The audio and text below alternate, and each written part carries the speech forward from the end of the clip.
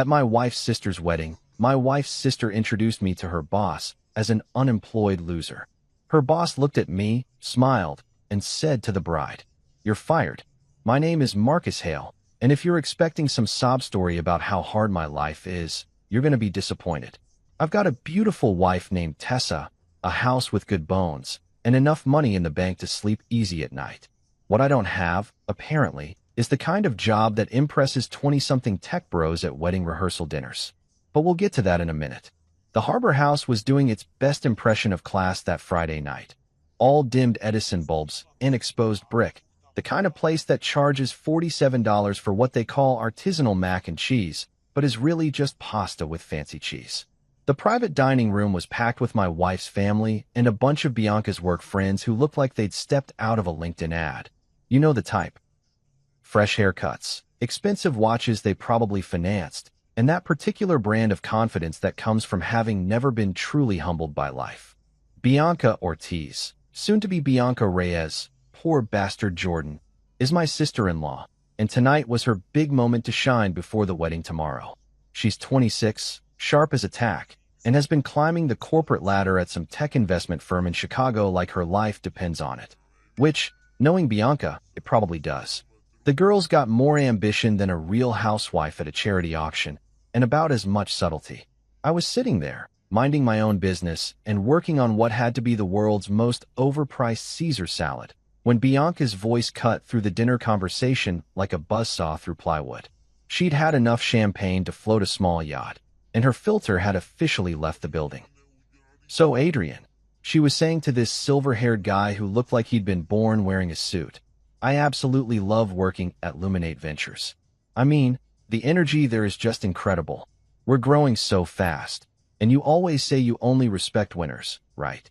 She flashed this megawatt smile that probably cost her parents a fortune in orthodontist bills. Adrian Wolf, because of course his last name is Wolf, nodded politely. He was her boss, apparently, and had the kind of face that gave away absolutely nothing.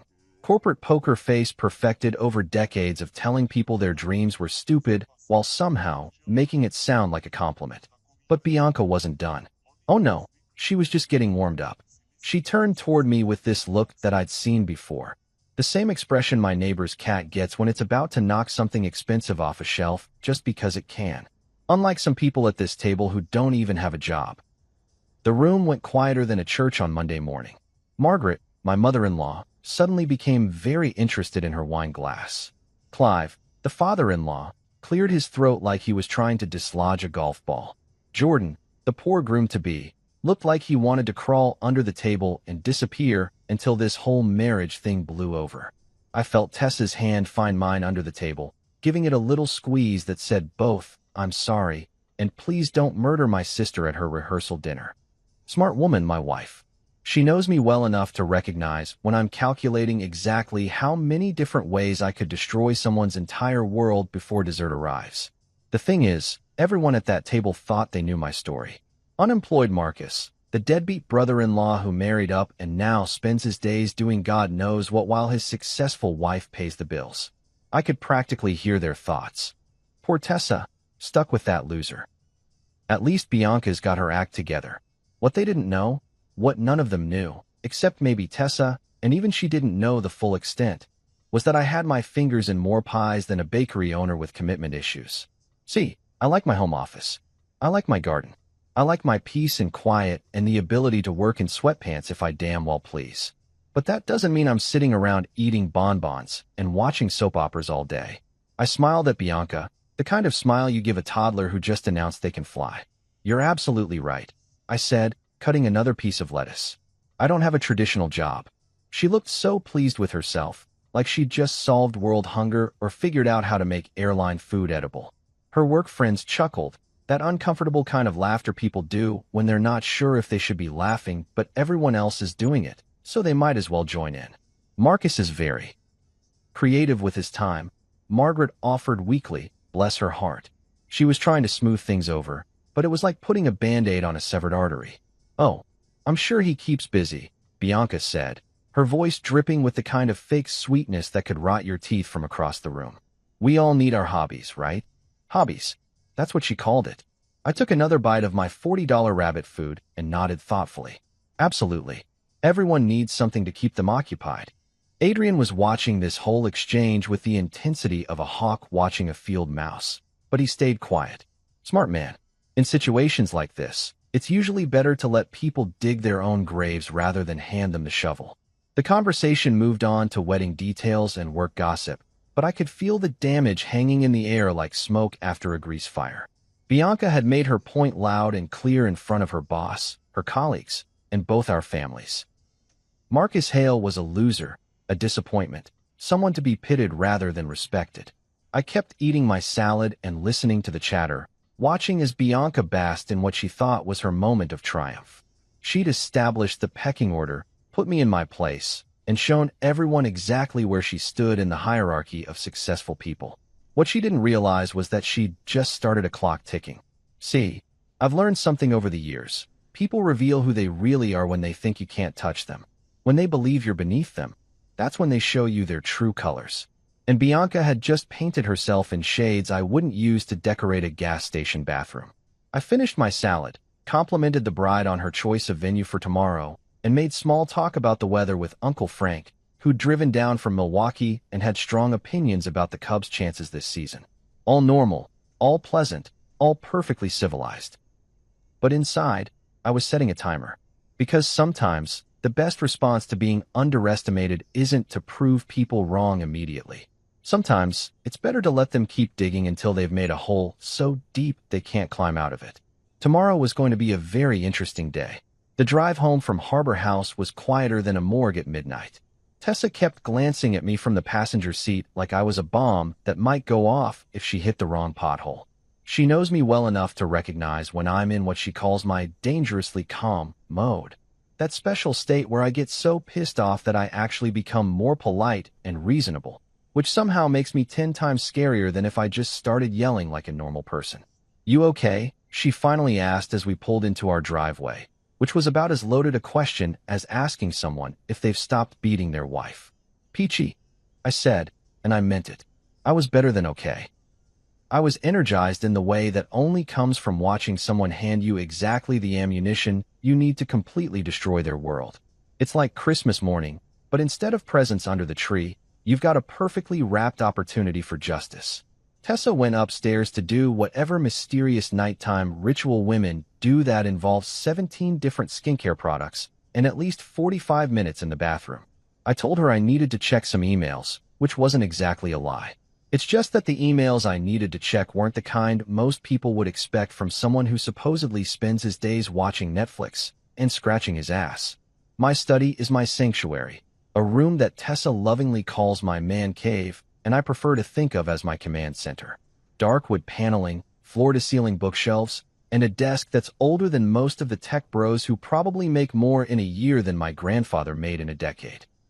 It's the kind of room where serious business gets done, even if that business is conducted by a guy in cargo shorts and a Cubs t-shirt. I flicked on the lights and there it was, hanging on the wall like a trophy from a hunting trip I'd never bothered to brag about. The original Luminate Ventures term sheet from 6 years ago, complete with my initials in blue ink right next to Adrian Wolf's signature. Right below that, a stack of early pitch decks bound in leather, each one representing a meeting where I'd asked hard questions and written bigger checks than most people see in their retirement accounts. And there, in a simple black frame that cost about $12 at Target, was a photo of Adrian and me from the year Luminate launched. We're both younger, both hungrier, both standing in what used to be their first office, a converted warehouse space that smelled like stale coffee and desperate ambition. Adrian's got his arm around my shoulder, and we're both grinning like idiots who just figured out how to print money in the basement. We weren't best friends then, and we're not best friends now. But we respected each other, which in the business world is worth about 10 times more than friendship and lasts about 100 times longer. I'd backed him when he was just another MBA with a PowerPoint and a dream, when every other investor in Chicago thought venture capital was either too risky or too boring to bother with. The beautiful thing about that relationship was how quiet it was. My shares in Luminate were held through something called Hale Crest Holdings, a family investment vehicle that sounded exactly boring enough that nobody ever asked questions about it. No flashy press releases, no mentions in TechCrunch, no ego-stroking interviews about my vision for the future of innovation. Just paperwork, signatures, and the kind of steady returns that let me buy organic tomatoes without checking the price. I pulled out my leather notebook, the kind of old-school paper and pen setup that drives young people crazy because they can't figure out how to sync it to their phones. This particular notebook had been with me for 3 years, filled with observations, ideas, and the occasional reminder to pick up dry cleaning or call my mother on her birthday.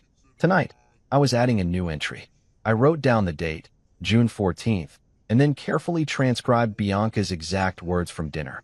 Unlike some people who don't even have a job.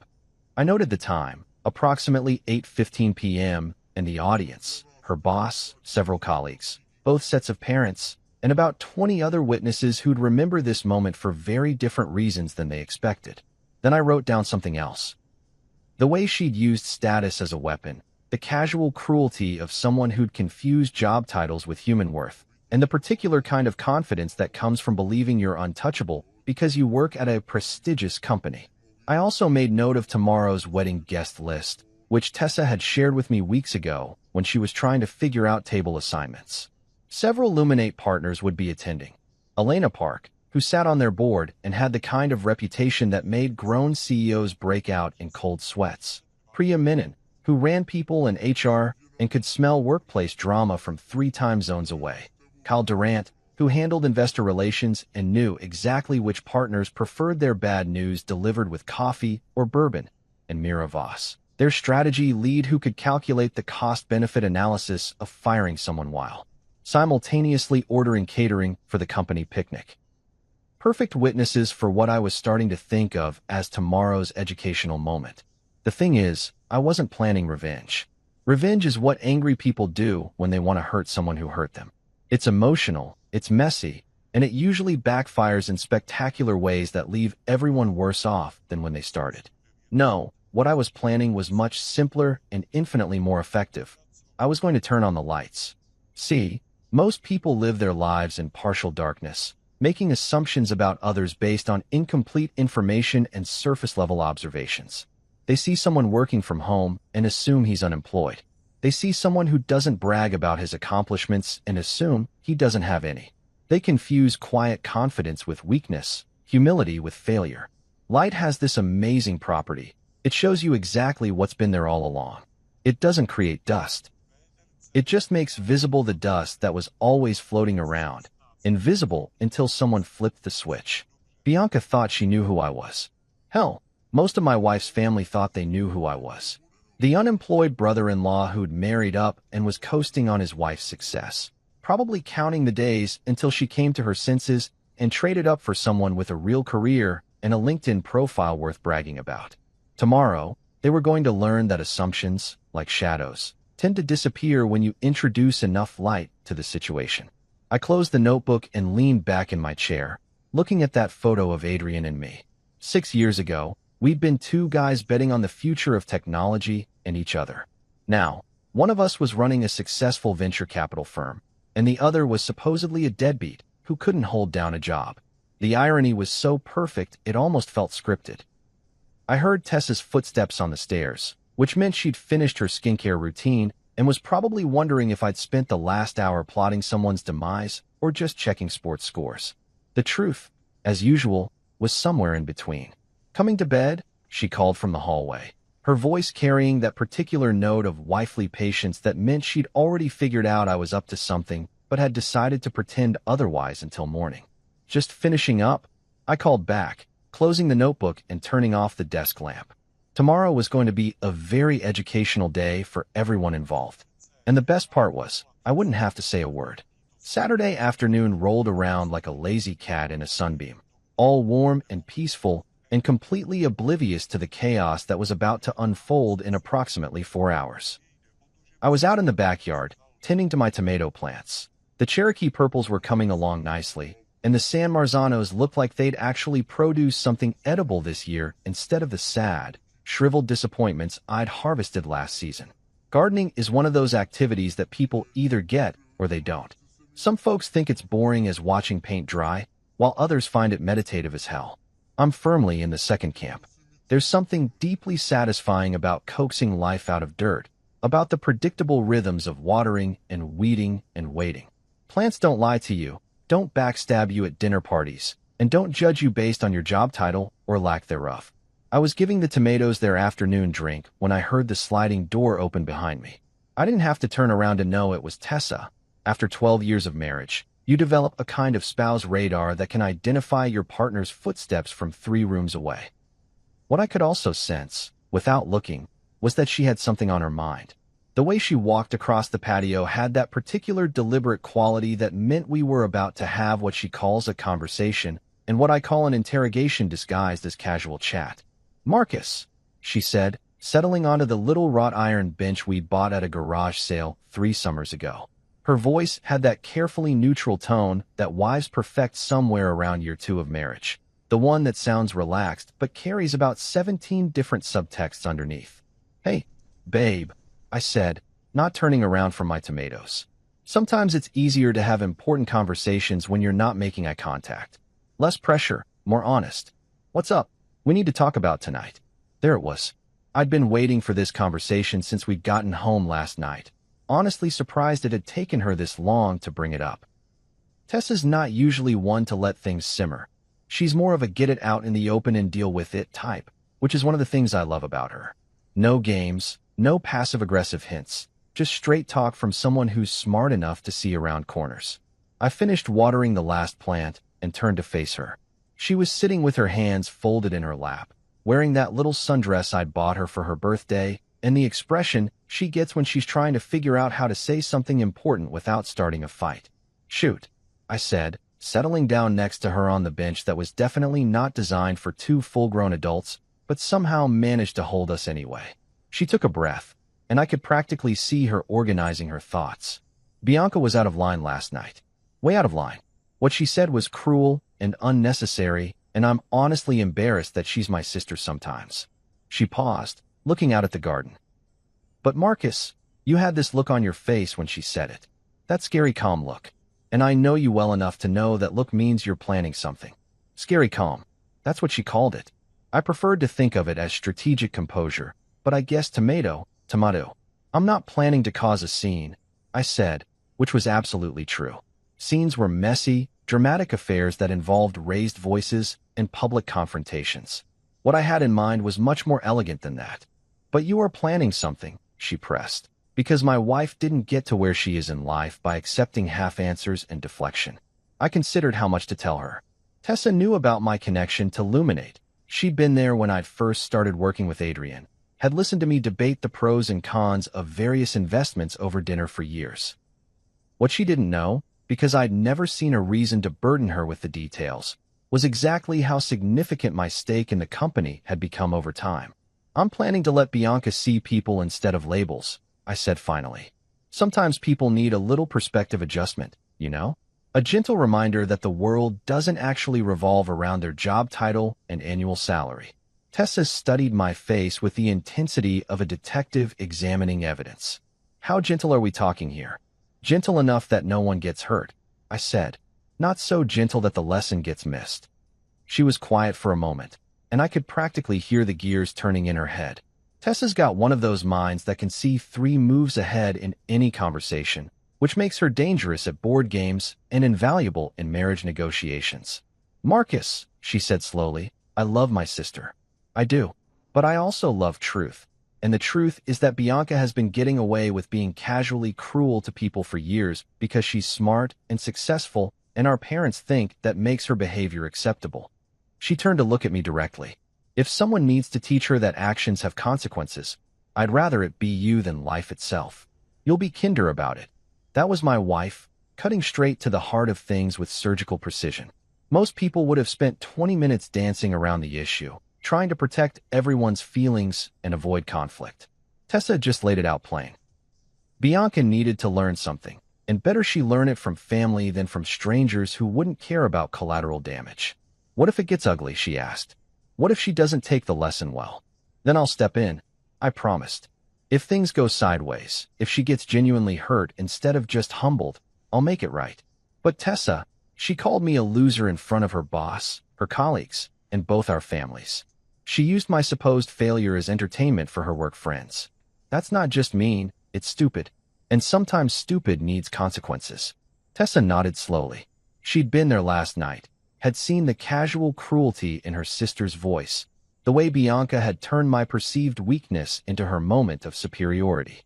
You know what the worst part was? She said. It wasn't even true. You're not unemployed, you're not a loser, and you're sure as hell not a failure. But she said it anyway because she thought it would make her look better by comparison. People reveal who they are when they think you can't touch them, I said. Last night, Bianca showed everyone exactly who she is when she thinks someone is beneath her.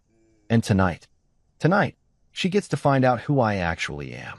Tessa leaned against my shoulder, and I could feel some of the tension leave her body. Just promise me something, she said. Promise me that whatever you're planning, it comes from a place of wanting to teach her something, not from wanting to hurt her back. I promise, I said, and I meant it. Revenge was for people who wanted to cause pain. Education was for people who wanted to prevent it from happening again. We sat there for a while, watching the tomatoes grow and listening to the neighbor's dog bark at absolutely nothing, the way dogs do when they're bored and want to remind the world they exist.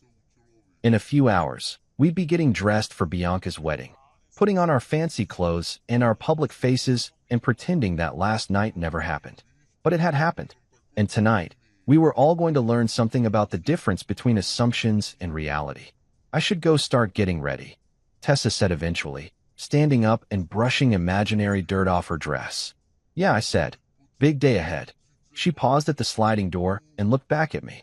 Marcus, whatever happens tonight, I'm on your side. Just remember that she's still my sister. I won't forget, I said. And I wouldn't. Family was family, even when family needed to learn some hard truths about respect and humility. The tomatoes would be fine without me for one evening. Tonight, I had bigger things to tend to. The thing about preparing for battle, and make no mistake, tonight was going to be a battle, even if it looked like a wedding, is that every detail matters. From the shoes you wear to the way you hold your shoulders, everything sends a message. And I intended for my message to be loud and clear without saying a word, which is why I found myself standing in Armando's tailoring at 9:30 Saturday morning, surrounded by more fabric than a theater costume department, and feeling like I was suiting up for the most important performance of my life. Armando Gutierrez had been tailoring suits in Chicago for 37 years, and his shop looked like it hadn't changed since the Carter administration. Bolts of fabric lined the walls from floor to ceiling, creating a rainbow of grays, blues, and blacks that would make a funeral director weep with joy. The smell of steam and starch hung in the air like incense, and somewhere in the back, an ancient sewing machine hummed along like a mechanical prayer. Mr. Hale, Armando said, emerging from behind a rack of suits with his measuring tape draped around his neck like a stethoscope. He was a small man with careful hands and eyes that missed absolutely nothing. The charcoal, yes? For tonight. I'd called him yesterday after the rehearsal dinner, which had probably seemed insane to anyone listening. Who the hell orders a custom suit alteration with 12 hours notice? But Armando understood that sometimes a man needed to look like exactly who he was, not who people thought he was. That's the one, I said, as he gestured for me to step up onto the fitting platform that had probably seen more Chicago power brokers than City Hall. The suit was beautiful in that understated way that costs more than most people's car payments, but never advertises the fact.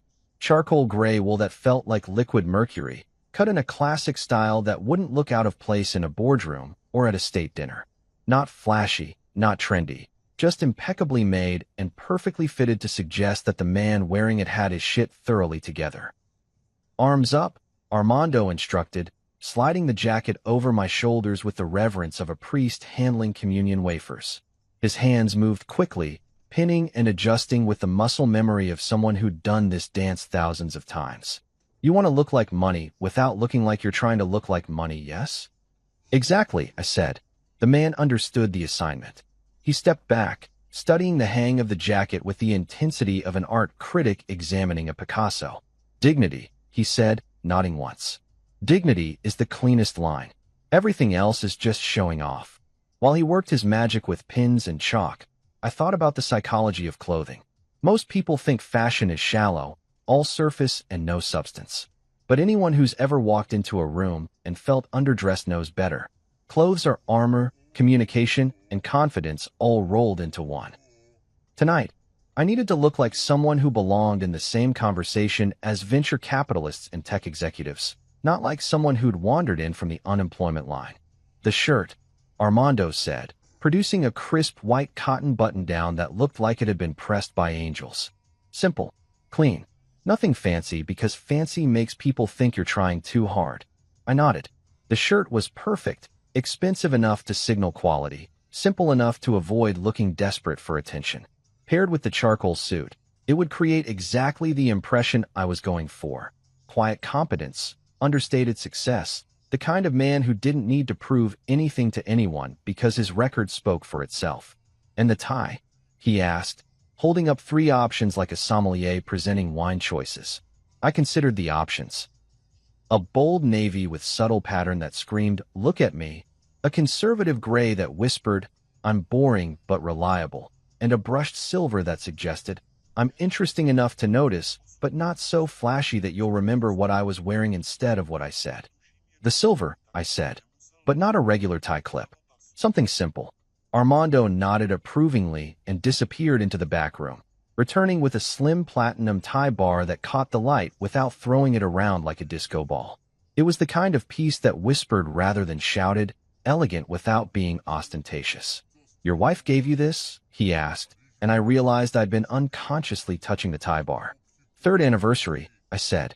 Tessa had surprised me with it after I'd closed a particularly difficult deal back when I was still playing the corporate game full-time. The inscription on the back was too small for anyone else to read, but I knew it was there, for my quiet storm. "Good woman," Armando said, which was possibly the understatement of the century. By the time he finished with the alterations, I looked like a completely different person. Not flashier or more expensive, just more like myself, if that makes sense. Like someone had turned up the contrast on a photograph, making everything sharper and more defined. From Armando's, I drove across town to First National, where I'd been banking for 15 years and where everyone still called me Mr. Hale despite the fact that I'd told them 100 times to just call me Marcus. Old school banking, old school manners, and most importantly for today's purposes, old school discretion. Jonathan Pierce, my banker, was waiting for me in his office with the kind of certified check that most people only see in movies about lottery winners. $35,000, made out to Bianca Ortiz and Jordan Reyes, with wedding gift written in the memo line in Jonathan's careful handwriting. "Are you sure about the amount?" he asked, sliding the check across his desk like he was dealing cards in a high-stakes poker game. "Positive," I said. The amount was significant enough to make an impression without being so large that it looked like I was trying to buy my way out of trouble. It was generous, thoughtful, and completely unexpected from someone who supposedly couldn't afford to pay his own bills. Jonathan had been handling my finances long enough to know that 35 grand was pocket change for me, but he also knew that most people at a wedding wouldn't know that. To them, it would look like I'd probably cleaned out my savings account to give my sister-in-law a respectable wedding gift, which made it even more powerful as a statement. "Gift card message?" he asked. "Just best wishes for a beautiful future together," I said. Simple, classy, and completely free of any hint that this gift came with strings attached or lessons included.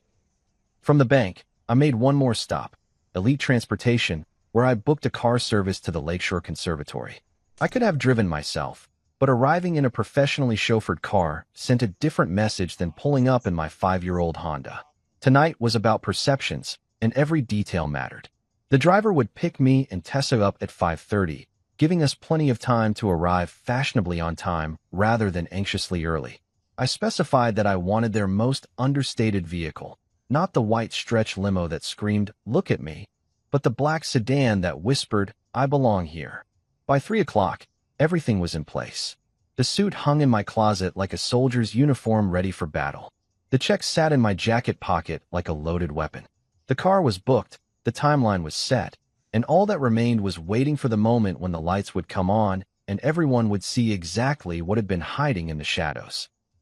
I went back to my study and pulled out the leather notebook one more time, adding a final entry. "Ready. Let there be light." Tonight, Bianca was going to learn that assumptions, like shadows, disappear when you introduce enough illumination to the situation. and I was going to enjoy every second of it. The Lakeshore Conservatory looked like something out of a fairy tale that had been given an unlimited budget and a really good interior designer. Glass walls stretched up toward a vaulted ceiling that seemed to go on forever, creating this cathedral of light that made everything inside glow like it had been touched by some kind of divine Instagram filter. Hanging gardens cascaded from every available surface, and the afternoon sun streaming through the glass turned the whole place into a greenhouse paradise that probably cost more per hour to rent than most people make in a month. I had to hand it to Bianca and Jordan. They'd picked a hell of a venue. The kind of place that made you want to get married again, just so you'd have an excuse to stand in all that natural beauty and pretend your love was as eternal as the architectural bones holding the whole thing together. Tessa and I arrived right on time, which in wedding terms meant we were fashionably punctual without being embarrassingly eager. The car service had been perfect, smooth, quiet, and exactly the right level of understated elegance. When we stepped out of that black sedan, I caught a few people glancing our way with the kind of mild curiosity reserved for guests who looked like they might be more important than initially expected. My suit felt like armor, and I moved through the gathering crowd with the confidence of someone who belonged exactly where he was. The charcoal gray caught the light just right. The white shirt was crisp enough to cut glass, and the platinum tie bar that Tessa had given me 3 years ago caught the occasional ray of sunshine like a subtle beacon of quiet success. "You clean up nice," Tessa murmured as we walked toward the ceremony space, her arm linked through mine. She looked absolutely stunning in a navy dress that somehow managed to be elegant, appropriate, and jaw-droppingly beautiful all at the same time. After 12 years of marriage, she still had the power to make me forget whatever I was thinking about and just stare like a teenager with his first crush. "Not bad yourself," I said, which was possibly the understatement of the decade. The ceremony area was set up in the main conservatory space, with white chairs arranged in perfect rows facing a makeshift altar that had been decorated with enough flowers to stock a small florist shop. The guest list was exactly what you'd expect from a tech executive's wedding. A mix of family members trying to look comfortable in fancy clothes, work colleagues who'd clearly spent their Saturday afternoon getting expensive haircuts, and a handful of plus ones who looked like they'd rather be anywhere else on Earth. I spotted the Luminate Ventures crew immediately. Adrian Wolf was easy to pick out, silver hair, perfect posture, and the kind of calm confidence that comes from making life-changing decisions before most people finish their morning coffee. Elena Park stood near the back, scanning the crowd with the intensity of someone who'd learned to read people and situations as a survival skill.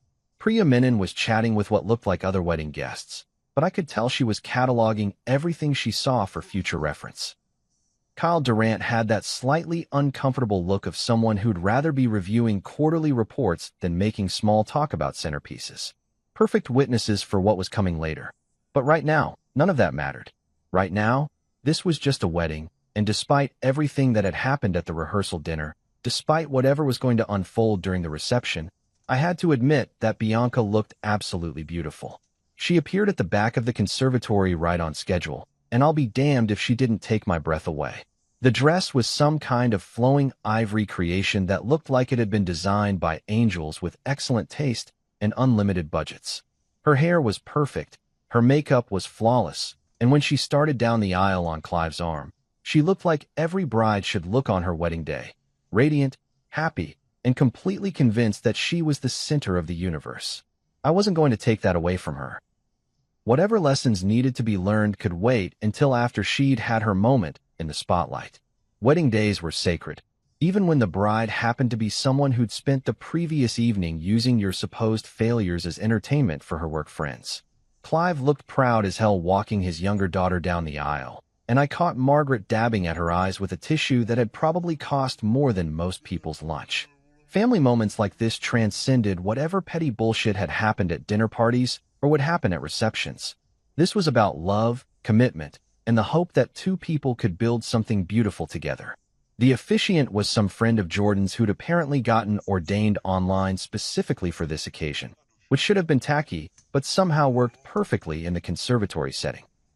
He kept the ceremony short and sweet, focusing on the couple rather than showing off his newly minted religious authority. Jordan looked nervous as hell but happy about it. the way grooms should look when they're about to promise their entire future to someone they're crazy about.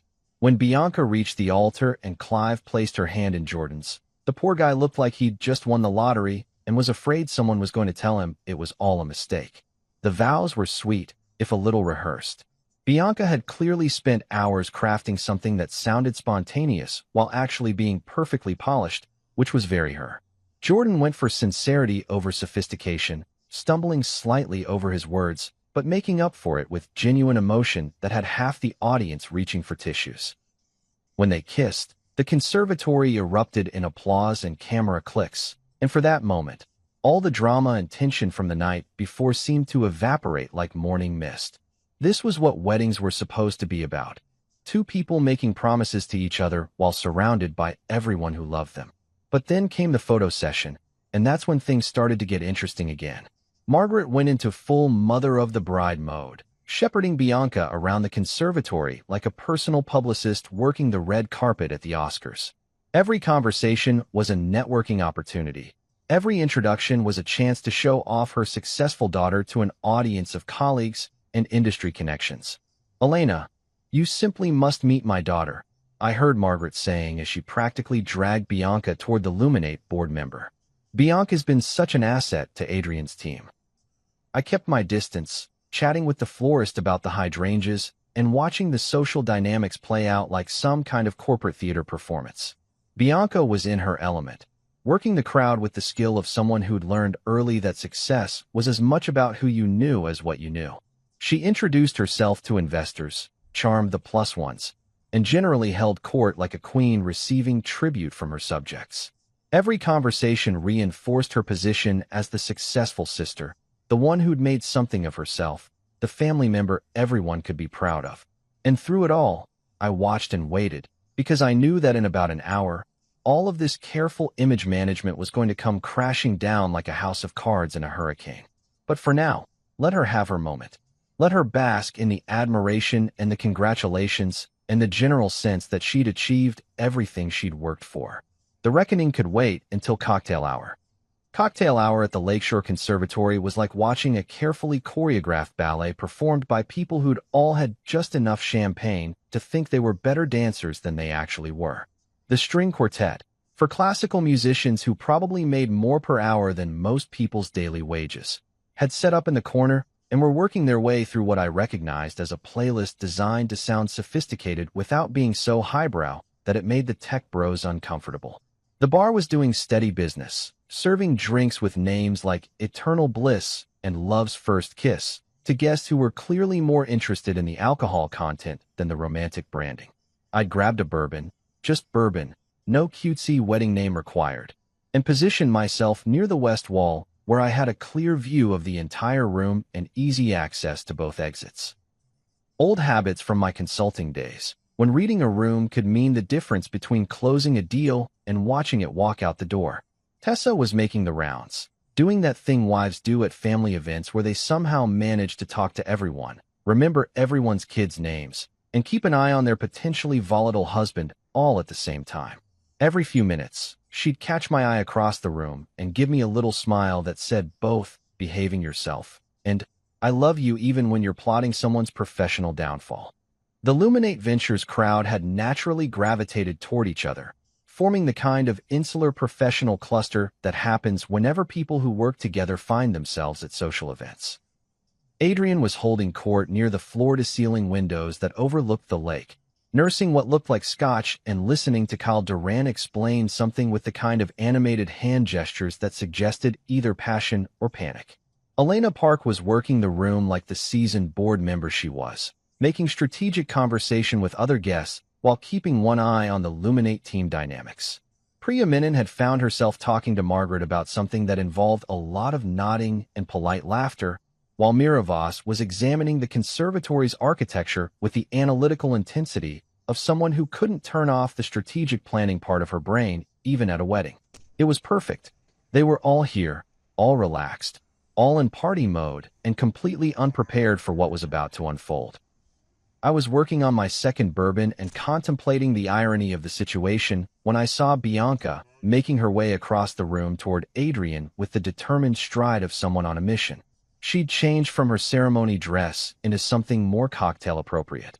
A flowing number that probably cost more than most people's rent, but somehow managed to look effortless rather than expensive. Her face was flushed with champagne, excitement, and what I recognized as the particular kind of confidence that comes from being the center of attention at your own wedding. She was riding high on compliments, congratulations, and the general feeling that this was her day and everything was going exactly according to plan. Which, technically, it was. Just not her plan.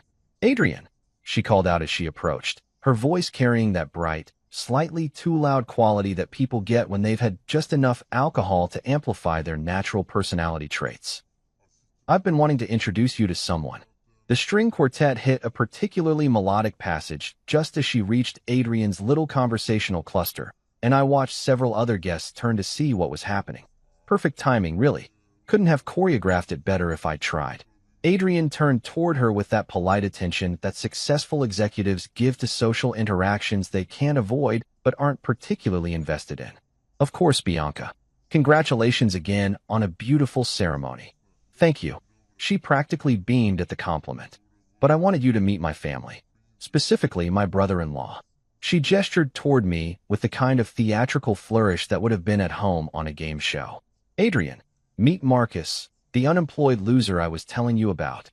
And there it was. The moment I'd been waiting for since last night's dinner, delivered with even more public spectacle than I'd dared to hope for. The string quartet seemed to miss a note, or maybe that was just my imagination. Several nearby conversations stuttered to a halt as people processed what they'd just heard. The phrase "unemployed loser" hung in the air like smoke from a backfiring car, impossible to ignore and deeply uncomfortable for everyone within earshot. Carl Durant's animated hand gestures froze mid-motion. Priya looked up from her conversation with Margaret with the sharp attention of someone whose HR instincts had just started screaming warnings. Elena Park's eyebrows rose approximately half an inch, which in boardroom terms was equivalent to standing up and shouting, "What the hell?" But Adrian just looked at me with that calm, unreadable expression that had probably made more than a few startup founders break out in cold sweats over the years. He studied my face for what felt like an eternity, but was probably only 3 or 4 seconds, his eyes moving from my carefully chosen suit to my perfectly knotted tie to the platinum tie bar that caught the conservatory's abundant natural light. Then, slowly, his expression changed. The polite mask slipped away, replaced by something that might have been recognition, might have been surprise, and was definitely amusement. A smile started at the corners of his mouth and spread across his face like sunrise breaking over the horizon. "Well, I'll be damned," he said, loud enough for the growing circle of suddenly attentive guests to hear clearly. He stepped forward and clapped a hand on my shoulder with the kind of genuine warmth reserved for old friends and respected colleagues. "Marcus Hale, how the hell are you?" The atmosphere in our little corner of the conservatory shifted like a weather front moving through. I could practically feel the confusion rippling outward as people tried to reconcile the warm recognition in Adrian's voice with Bianca's introduction of me as an unemployed loser. Bianca's triumphant expression flickered like a candle in a sudden breeze. "You know each other?" "Know each other?" Adrian's laugh had the kind of genuine warmth that you can't fake, no matter how good your poker face is. "Bianca, I don't think you understand." He turned back to me, still smiling. "How long has it been?" 2 years since we had coffee." "About that," I said, keeping my voice casual despite the fact that my heart was beating like a drum solo. "Good to see you, Adrian." The circle of observers was growing as other guests sensed drama unfolding and drifted over with the kind of casual curiosity that makes wedding receptions infinitely more entertaining than the organizers usually intend. Margaret had abandoned her conversation with Priya and was moving closer with the expression of someone who suspected she was about to witness either a miracle or a disaster. Bianca looked like someone who'd just realized she'd walked into the wrong movie halfway through the plot. "I don't understand," she said, her voice carrying a note of rising panic that probably wasn't audible to anyone who didn't know her as well as I did. "Marcus doesn't. He's not." "Not what?" Adrian asked, and there was something in his tone that made it very clear this wasn't a rhetorical question. The moment stretched out like taffy, sweet and potentially messy, while Bianca's champagne-fueled confidence began its rapid descent into stone-cold sobriety. I could see the wheels turning in her head as she tried to figure out how to explain calling someone an unemployed loser to their face when that someone was apparently on friendly terms with her boss. "He doesn't work," she said finally, the words coming out smaller and less certain than before. "I mean, he doesn't have a job. Tessa supports him." The silence that followed was the kind of quiet that makes everyone hyper-aware of background noise. I could hear the string quartet, the clink of glasses, the murmur of other conversations, and somewhere in the distance, what sounded like a lawn mower that someone had forgotten to turn off. Adrian looked at Bianca for a long moment, then back at me, then at the growing crowd of suddenly very interested wedding guests. Elena Park had moved closer, her board member instincts clearly activated by whatever was happening here. Priya looked like she was mentally composing incident reports. Kyle had the expression of someone watching a car accident unfold in slow motion. And then Adrian smiled again, but this time it wasn't warm.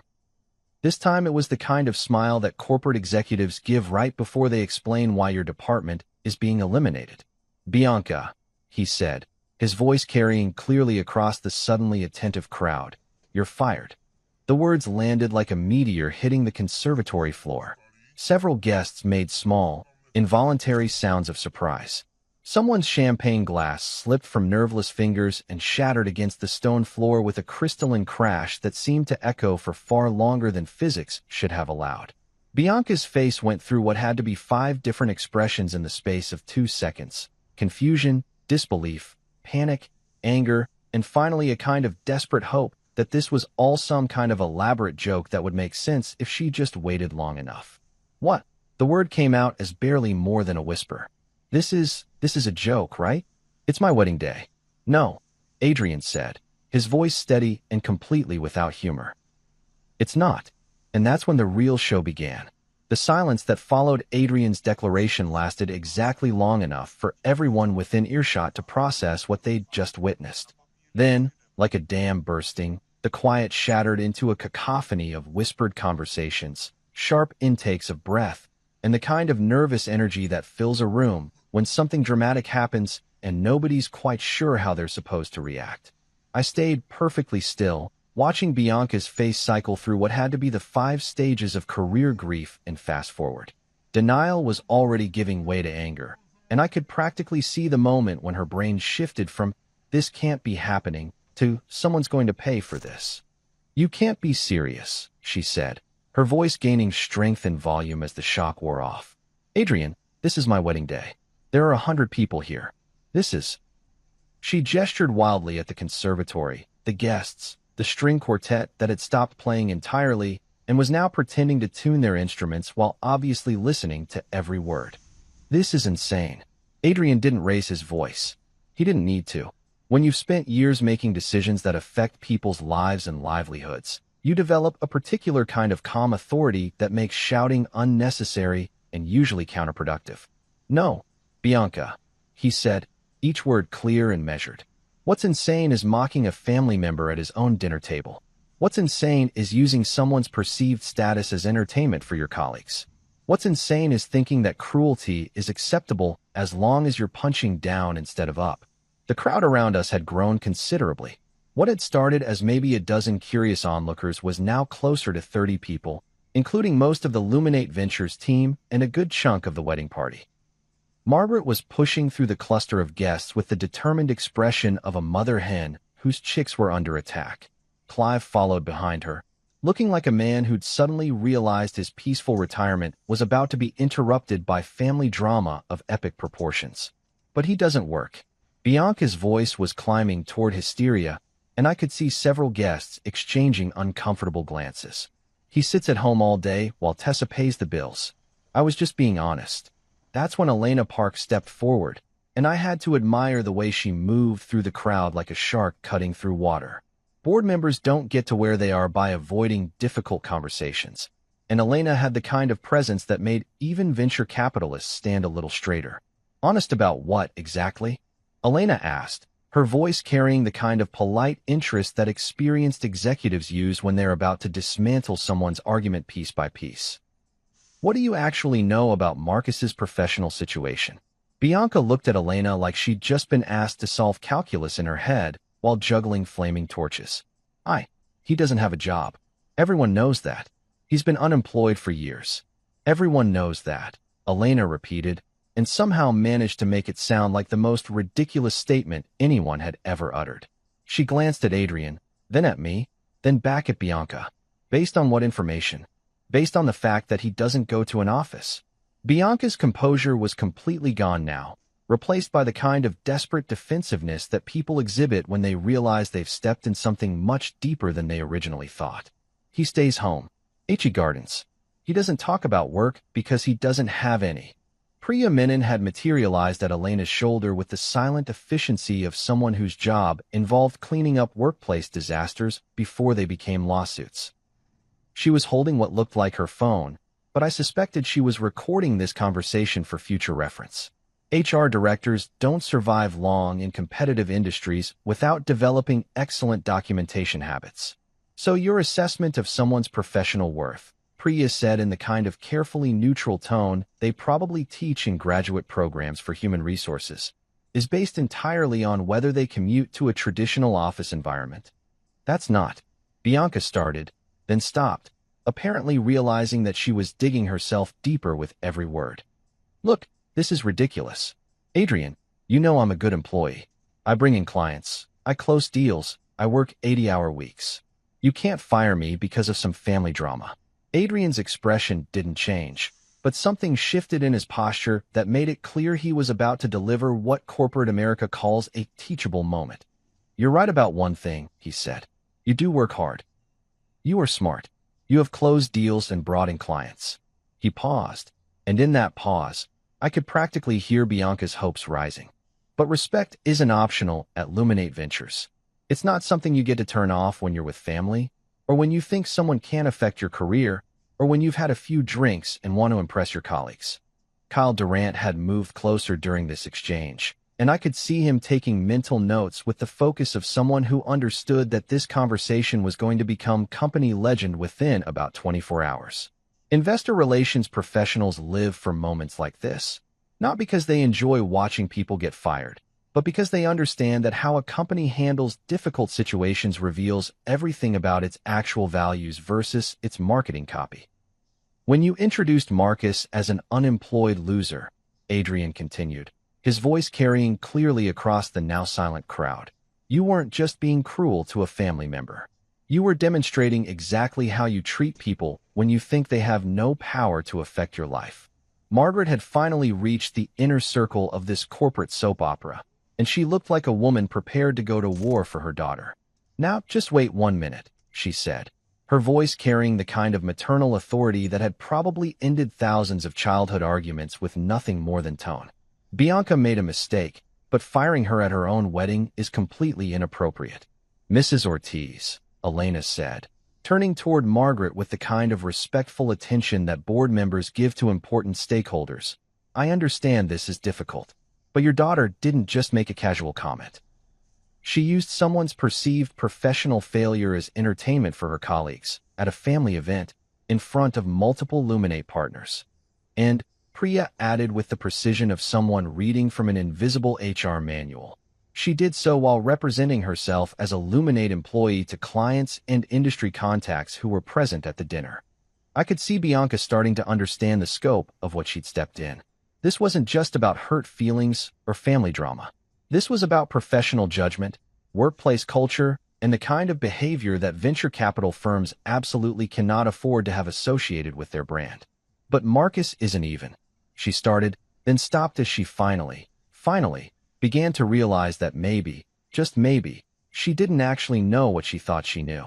That's when Adrian delivered the kill shot. Marcus Hale, he said, looking directly at Bianca, but speaking loudly enough for everyone in our corner of the conservatory to hear clearly, wrote the bridge financing that kept Luminate Ventures alive when our runway was 6 weeks and every other investor in Chicago thought we were too risky to touch. The silence that followed was so complete I could hear my own heartbeat.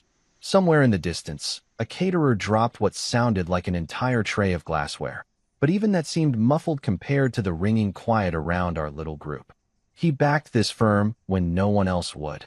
Adrian continued, his voice gaining strength and clarity with each word.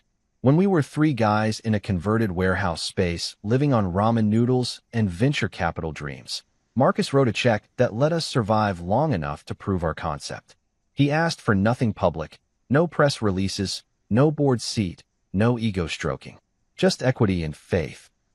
Bianca's face had gone through several color changes during this speech, finally settling on a shade of pale that matched her wedding dress. That's not, he never said. Why would he? Elena asked, and there was something approaching pity in her voice. Why would anyone advertise their investment portfolio to family members who clearly measure human worth by job titles and office addresses? The crowd had grown to include most of the wedding guests now, drawn by the kind of magnetic pull that public drama exerts on even the most polite observers. I spotted Tessa near the edge of the cluster, her face a mixture of pride, concern, and what might have been relief that this particular family secret was finally out in the open. Every deal you've closed, Adrian said, his words falling like stones into still water. Every client you've brought in, every commission you've earned, it was all built on the foundation that Marcus provided when this company was nothing but an idea and a prayer. He paused, letting that sink in, then delivered the final blow. You sold deals with his trust fund behind you, Bianca. You built your career on his investment. And then you called him a loser to impress me. Adrian's smile was cold enough to freeze champagne. That level of professional and personal judgment disqualifies you from representing this firm in any capacity. The word trust seemed to echo in the conservatory's glass cathedral, bouncing off the walls and settling into the silence like sediment in still water. I watched as the implications of what she'd just learned hit Bianca in waves. The realization that she'd been wrong, that she'd been cruel, and that her cruelty had just cost her everything she'd worked for. It was, I had to admit, even more satisfying than I'd hoped it would be.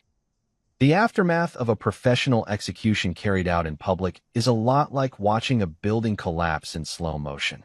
First comes the initial shock, then the ripple effects, then the desperate scramble as everyone tries to figure out where they stand in the new reality that's just been created out of the wreckage of the old one. The conservatory had split into distinct clusters of people, each group processing what they'd just witnessed according to their own particular relationship to the drama. The Luminate Ventures team had formed a tight professional huddle near the windows, conducting what looked like an emergency board meeting disguised as casual wedding conversation. Other guests were doing that thing people do at social events when something uncomfortable happens. They were pretending to be fascinated by the floral arrangements while obviously listening to every word being spoken within a 50-foot radius. And right in the middle of it all stood Bianca, looking like someone who'd just been hit by a freight train that she never saw coming. Margaret was the first to recover from the shock, maternal instincts kicking in with the force of a protective lioness who'd just watched someone take a shot at her cub. She stepped forward with the kind of righteous indignation that only mothers can properly summon, her evening bag clutched in her hands like a weapon she was prepared to use if negotiations failed. "This is absolutely outrageous," she announced, her voice carrying across the conservatory with the authority of someone who'd spent 30 years managing PDA meetings and charity fundraisers. "I don't care what kind of business relationship you people think you have, but firing someone at their own wedding is completely inappropriate and probably illegal." Priya Menon turned toward Margaret with the patient expression of someone who'd spent years explaining employment law to people who were too angry to listen carefully. "Mrs. Ortiz, I understand you're upset, but Illinois is an at-will employment state. Luminate Ventures has the right to terminate any employee at any time for any lawful reason. But not like this." Margaret's voice was climbing toward the register she'd probably used when Bianca and Tessa were teenagers and had broken curfew. Not in public, not at a family event, not without proper notice. Elena Park stepped forward with the kind of diplomatic calm that board members develop after years of managing difficult conversations between difficult people. "Actually, the public nature of this situation is precisely why it needed to be addressed immediately. Your daughter made her comments about Marcus in front of multiple Luminate partners, clients, and industry contacts. Allowing her to continue representing the firm after demonstrating such poor judgment would have been professionally irresponsible." Clive had been standing quietly throughout this exchange, But now he moved closer to his wife with the expression of a man who'd suddenly realized that his peaceful Saturday evening had turned into a corporate legal drama.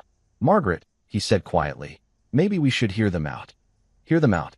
Margaret turned on her husband with the kind of look that had probably ended more than a few marital disagreements over the years. "Clive, they just humiliated our daughter in front of 100 people. At her own wedding."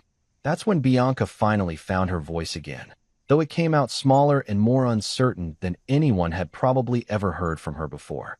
"Mom, please," she said, her hand reaching out to touch Margaret's arm. "Just, please stop."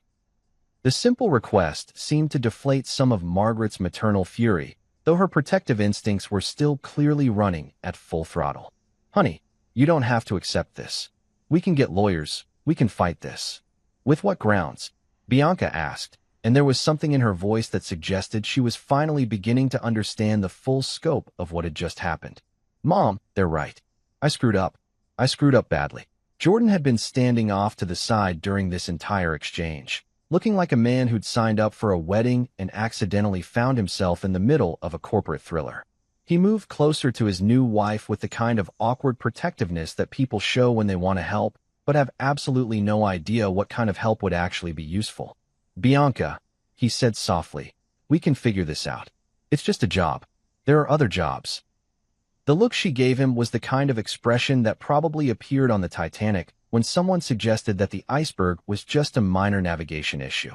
"Jordan, you don't understand. This isn't just any job. This is my career. This is everything I've worked for since college." And that's when I decided it was time to do what I'd come here to do. I reached into my jacket pocket and pulled out the envelope that Jonathan Pierce had prepared for me that morning. The certified check inside represented more money than most people saw in a year, and under normal circumstances, it would have been a generous and thoughtful wedding gift from a brother-in-law who wanted to celebrate the happy couple's new life together. These weren't normal circumstances, but that didn't change what the check represented. "Bianca," I said, stepping forward and extending the envelope toward her. "This was always going to be your wedding gift. It still is." She stared at the envelope like it might explode if she touched it, her expression cycling between confusion, suspicion, and something that might have been hope. "I don't understand." "Open it," I said simply, with hands that shook slightly, whether from champagne, shock, or the emotional whiplash of the last 10 minutes. She opened the envelope and pulled out the check. I watched her eyes scan the amount, then widen as the number registered fully.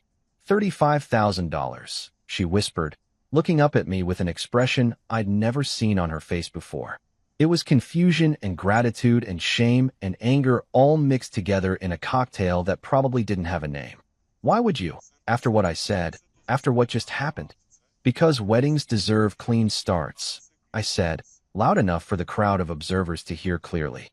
"And because I was family yesterday, I'm family today, and I'll be family tomorrow." The money isn't contingent on your job, your apologies, or your opinion of me.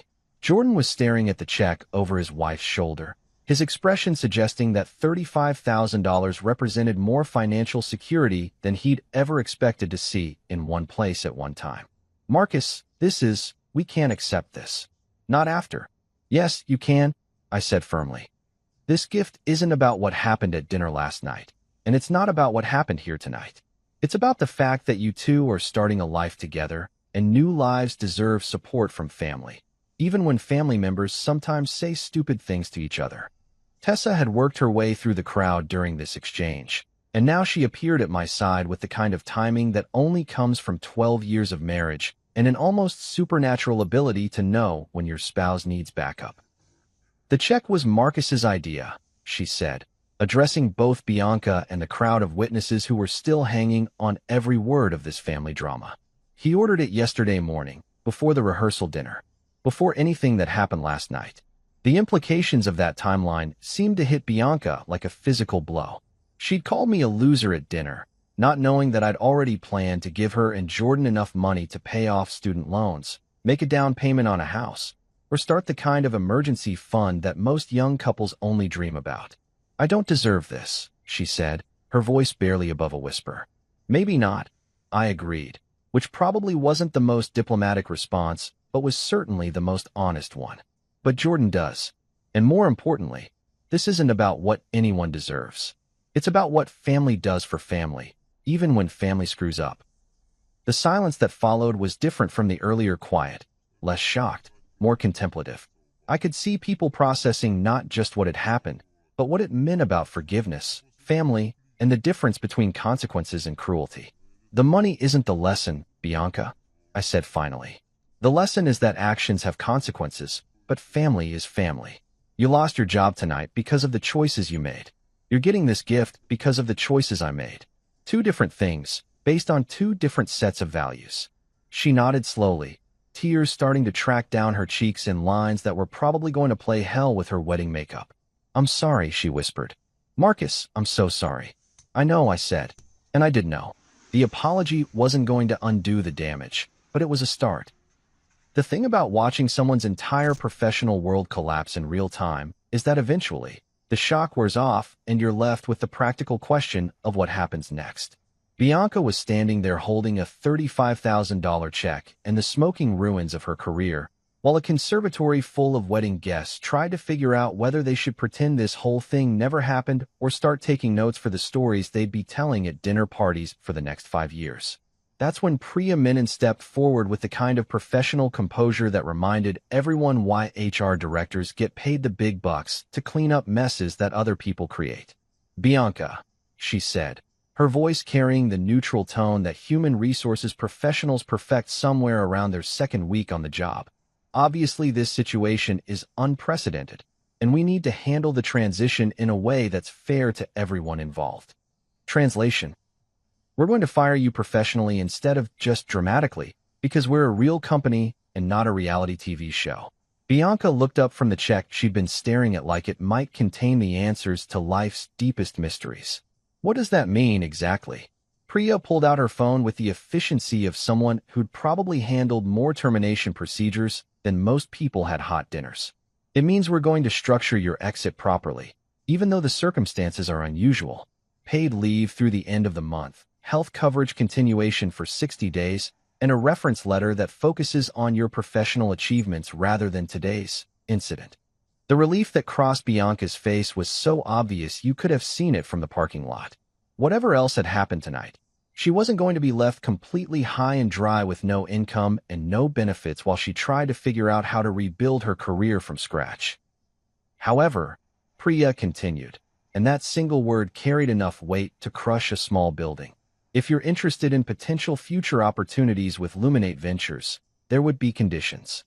Now that was interesting. I watched Adrian's face carefully, trying to read whether this was Priya freelancing or whether they discussed this possibility during their impromptu huddle by the windows. Adrian's expression gave away exactly nothing, which probably meant he'd known this was coming. What kind of conditions? Bianca asked, her voice carrying a note of hope that was probably premature but understandable under the circumstances. Elena Park moved closer, and I realized that this wasn't just an HR conversation anymore. This was a board-level decision being made in real time at a wedding reception, which, when you thought about it, was either completely insane or exactly the kind of agile decision-making that separated successful companies from bureaucratic disasters. 6 months minimum before any reapplication consideration, Elena said, ticking off points with the precision of someone reading from an invisible checklist. Completion of professional development coaching focused on leadership, empathy, and unconscious bias. Documentation of 40 hours of volunteer work with workforce development or career transition nonprofit organizations. And Priya added with the kind of emphasis that suggested this was the most important condition of all, absolutely no social media documentation of the volunteer work. No LinkedIn posts about your personal growth journey, no Instagram stories about giving back to the community, no Twitter threads about lessons learned. The work has to be genuine service, not reputation management. I had to hand it to them. They just outlined a rehabilitation program that would either help Bianca become a better human being or prove definitively that she was more interested in appearances than actual growth. It was elegant, fair, and completely ruthless in its effectiveness. Bianca was nodding frantically, like a drowning person who'd just been thrown a life preserver. Yes, absolutely. I can do all of that. I want to do all of that. But then she stopped nodding and looked directly at me for the first time since this whole conversation had started. "Marcus," she said, her voice smaller than I'd ever heard it. "What do you think? Do you think I deserve a second chance?" And there it was, the question I'd been hoping she'd ask, because it meant she was finally understanding that this wasn't just about her relationship with her employer. This was about her relationship with basic human decency, and more specifically, her relationship with me. I studied her face, looking for signs of genuine remorse versus the kind of performative regret that people exhibit when they're caught rather than when they're actually sorry. What I saw was exhaustion, embarrassment, and something that might have been the beginning of real self-awareness. "I think," I said carefully, "that you've spent a lot of years confusing success with worth and titles with character. Last night at dinner, you didn't see a person when you looked at me. You saw a label, unemployed, and you decided that label told you everything you needed to know about my value as a human being." She winced, but she didn't look away, which was progress. "The question isn't whether you deserve a second chance," I continued. "The question is whether you want to become the kind of person who sees people instead of resumes. Because if you do this program, if you put in the work, if you actually volunteer 40 hours helping people find jobs without posting about it on social media, you might learn something important about what really matters." I paused, aware that the entire conservatory had gone silent again and that my next words were going to be remembered by everyone who heard them. "You don't have to like me, Bianca. You don't have to think I'm successful or impressive or worthy of your respect. But you do have to stop ranking human beings by their job titles, their income levels, or their LinkedIn profiles. If you want back into professional rooms, you need to come as a human being first and an employee second." Tears were streaming down her face now, destroying what was left of her wedding makeup and probably staining her dress. But she didn't seem to care about either of those things anymore. "I didn't see you," she whispered. "I didn't see you at all." "No," I agreed. "You didn't." Adrian stepped forward, and I could see him making the kind of executive decision that would either look brilliant or insane, depending on how things played out over the next 6 months. "The eligibility stands," he said, looking at Elena and Priya for confirmation before turning back to Bianca. 6 months, coaching, volunteer work, no social media documentation. If you complete all of that successfully, we'll consider a conversation about future opportunities. But understand," Elena added, her board member authority making it clear this wasn't negotiable. "This is a one-time offer. If you reapply and we determine that you haven't genuinely grown from this experience, there won't be a third chance." Bianca nodded so hard I was worried she might give herself whiplash. "I understand. Thank you. All of you. I know I don't deserve this, but I won't waste it." Jordan moved closer to his wife, finally finding his place in this corporate drama that had hijacked their wedding reception. "We both appreciate this," he said, his voice carrying the kind of gratitude that comes from watching disaster transform into unexpected opportunity. "Whatever Bianca needs to do to learn from this, we'll make it happen." Tessa squeezed my hand, and I could feel some of the tension that had been building since last night's dinner finally starting to dissipate. This wasn't the ending I'd planned, but it was better than the ending I'd expected. Sometimes mercy looks like consequences. Sometimes second chances come with conditions. And sometimes the best way to teach someone about respect is to show them what it looks like when it's offered freely, even when it hasn't been earned. 3 months later, I was back in my garden, tending to the fall tomatoes and thinking about how strange it is that some of life's most important lessons get learned in the most unexpected classrooms. The Cherokee purples had turned out better than I'd hoped, and I was picking the last of the season's harvest when Tessa came out with her laptop and a cup of coffee that steamed in the cool September air. "Interesting email from Priya," she said, settling onto our garage sale bench with the kind of casual tone that meant she had news she was trying not to make a big deal about. I set down my basket of tomatoes and gave her my full attention. Over the past few months, we'd gotten periodic updates about Bianca's progress through what Tessa had started calling her rehabilitation tour. But this was the first time anyone from Luminate had reached out directly. "Good interesting or train wreck interesting?" I asked. "See for yourself," she said, turning the laptop screen toward me. The email was short, professional, and surprisingly warm for something that came from an HR director. "Marcus and Tessa, asterisk. Thought you'd want to know that Bianca completed her volunteer hours at Harbor Mission last week. The program director, Carmen Rodriguez, called to say they've never had a volunteer work as hard or with as much genuine commitment to helping clients succeed.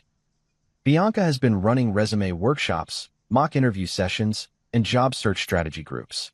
Carmen said several clients specifically requested to continue working with her even after her 40 hours were complete. Asterisk. Her coaching sessions with Dr. Patricia Wells are also going well.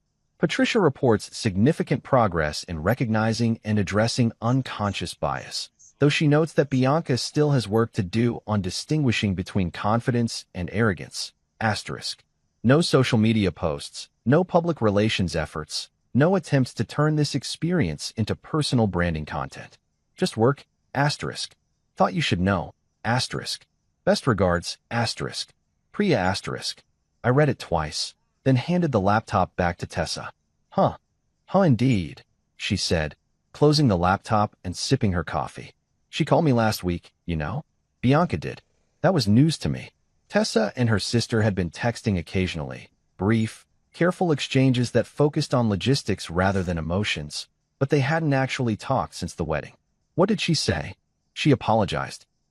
Really apologized. Not the kind of sorry you say when you want something to go away, but the kind you say when you've actually figured out what you did wrong. Tessa pulled her legs up onto the bench, getting comfortable for what was clearly going to be a longer conversation. She told me about working with people at Harbor Mission who've been out of work for months or years, not by choice, but by circumstance. Said it was the first time she'd really understood the difference between being unemployed and being a failure. I picked up my tomato basket and sat down next to her. And she said she'd spent 3 hours last Tuesday helping a guy named Frank who'd been laid off from the steel mill 2 years ago and couldn't figure out how to translate his skills into something that made sense to 20-something HR managers who'd never worked with their hands. Tessa smiled, the kind of expression that suggested she was proud of her sister despite everything that had happened. She said Frank reminded her of you, except he didn't have the luxury of keeping his situation private. That hit me harder than I'd expected. The idea that Bianca had spent time with someone who was genuinely struggling, not because of poor choices or bad judgment, but because of economic forces beyond his control, and had connected that experience to her treatment of me. Well, that suggested a level of self-awareness that I honestly hadn't been sure she was capable of developing. Did she ask about the Luminate thing? I asked. Nope. Didn't mention work. Didn't ask about Adrian. Didn't even hint that she was hoping for anything other than forgiveness from family. Tessa leaned against my shoulder. She asked if you'd be willing to have coffee with her sometime. No agenda, no asks, just a conversation between family members who are trying to figure out how to be family again. I thought about that while I watched a neighbor's cat stalk something invisible in the bushes. 3 months ago, Bianca had been someone who measured human worth by professional achievement and used other people's perceived failures as entertainment for her colleagues. The idea that she might actually be learning to see people as individuals rather than resume line items was encouraging. What did you tell her? I told her to ask you herself. Of course she did. Tessa had always been better at forcing people to have conversations they needed to have rather than conversations they wanted to have. That afternoon, my phone rang. Bianca's name on the caller ID, which would have been unthinkable 6 months ago for entirely different reasons than it was surprising now. Marcus. Her voice was different, smaller, less certain, but somehow more genuine than I remembered it being in years. Do you have a few minutes to talk? Sure, I said, settling into my study chair and looking at the wall where my Luminate documents still hung like trophies from a war that had ended with unexpected victory for everyone involved. I wanted to apologize, she said without preamble. Really apologize, not just say sorry because people expect me to. I spent the last 3 months learning about what it's like when people judge you by circumstances instead of character, and I finally understand what I did to you. I waited, because apologies work better when people are allowed to finish them completely. I called you unemployed like it was a moral failing instead of a choice, she continued. I used your situation as entertainment because I thought it made me look successful by comparison. I was cruel because I thought cruelty towards someone I perceived as weak would impress people I wanted to think I was strong. Yeah, I said. That's exactly what you did. I know. And I know that saying sorry doesn't undo it. especially not when I said it in front of your colleagues and my boss and basically everyone who matters to both of us professionally." She paused, and I could hear her take a shaky breath. "But I wanted you to know that I understand now. I understand what respect actually means and why it matters and how badly I failed at it." "Bianca," I said, and something in my tone made her go quiet. "The apology means something. It doesn't fix everything, but it means something." "Does it mean enough for coffee sometime?" she asked. "Just family coffee. No agenda, no asks, no attempts to talk about work or second chances or any of that. Just two people who are related by marriage trying to figure out how to be in the same room without anyone getting fired." I laughed, which probably surprised both of us. "Yeah, I think we can manage coffee." 3 weeks later, I met Bianca at a small cafe near Harbor Mission, where she'd been continuing her volunteer work even after completing her required hours. She looked different, less polished, more comfortable, like someone who'd stopped worrying quite so much about impressing strangers.